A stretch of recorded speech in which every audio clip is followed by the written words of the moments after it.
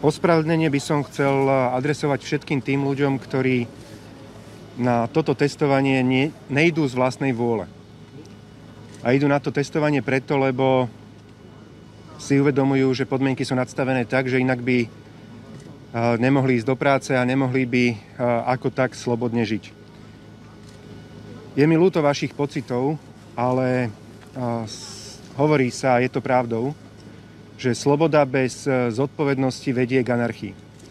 V situácii, keď vedieme akýkoľvek boj a my ho vedieme, tak v tom prípade o to viac musíme spolu so slobodou alebo s bojom za slobodu byť zároveň zodpovední.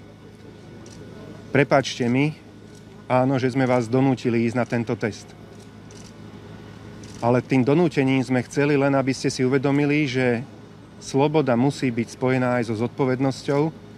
So zodpovednosťou voči tým ľuďom, ktorí oprávnene chcú svoje životy a svoje zdravie chrániť.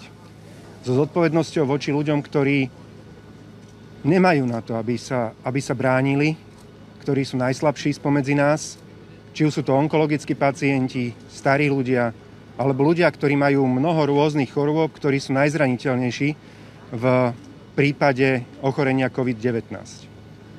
Len kvôli ním, len kvôli zdravotným sestrám, lekárom v nemocniciach, kde sme nechceli dopustiť, aby nemocnice klakli na kolena, aby sme začali zavádzať tzv. Vojnovú medicínu, že by sme nestačili poskytovať zdravotnú starostlivosť a by sme posudzovali ľudí, ktorí sú hodní záchrany života len podľa veku. To, čo sa stalo v Bergame, to, čo sa stalo v Londýne, len kvôli ním sme vás prinútili ísť na tento test. Prosím, odpustite nám to. Nebolo to myslené zle, bolo to myslené v záujme nás všetkých a plne chápem vaše pocity.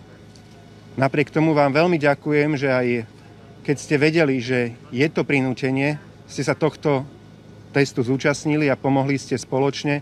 A aj dnes, verím, že mnohí ešte prídete, pomôžete spoločne, aby sme v tomto boji vyhrali.